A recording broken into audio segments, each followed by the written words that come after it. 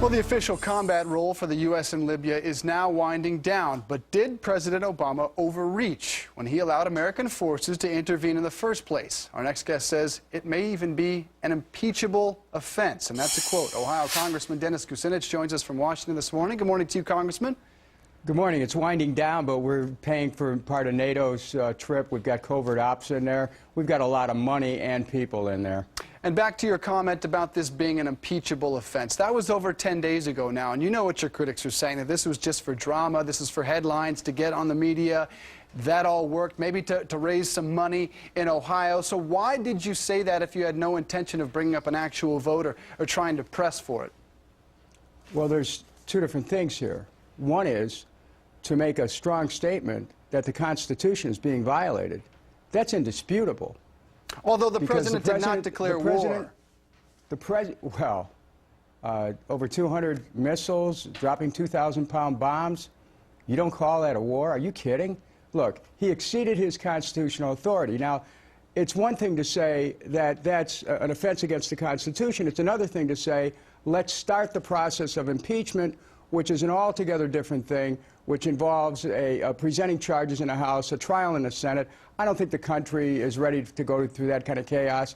But on the other hand, it is important to say, and it is true, that the president has exceeded his authority. We're on the verge of a government shutdown over financial issues, and the checkbook's open to finance a war in Libya. It's just wrong. Right, and this is costing an enormous amount of our money to date. It's an estimated $550 million. As we go on, we're talking about an estimated $40 million per month. You want to defund, by the way. You want to defund this effort, our action in Libya. How much bipartisan support do you have for that, for taking away the purse strings?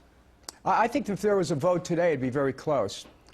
Members on both sides of the aisle are very concerned about the fact that the president took us into a war without consulting with Congress, that Congress is going to end up having to write the checks. People don't want our troops to go there. They know that would create even more of a problem. So I think that, this is a fiscal issue. It's an issue of stretching our military too thin. It's an issue of exceeding of constitutional authority. It's an issue of putting this nation on a path towards an even expanded war. We're already paying for 2 wars, and this is a third. Look, this is wrong from the go. But he is right, the president, in calling this a humanitarian disaster. Gaddafi was massacring his own people, innocent civilians. So what was the United States supposed to do in Libya, and what should we do in the region when we talk about Syrians being killed by their administration? Again, peaceful demonstrators. What should we have done there, and what should we do going forward? Well, the same thing that we've done in Yemen, in Bahrain, and Syria, to not intervene in what is essentially an internal matter. You know, I think we ought to salute leaders who have humanitarian instincts. That's good. But we have to weigh the humanitarian situation with the possibility that intervention will cause even more civilians to get killed. And that's a call that the president made. But he made it without the Congress. And he had no constitutional authority to make that decision without taking it to Congress first. All right, Congressman Dennis Kucinich, thanks so much for being here. Appreciate it. Thank you.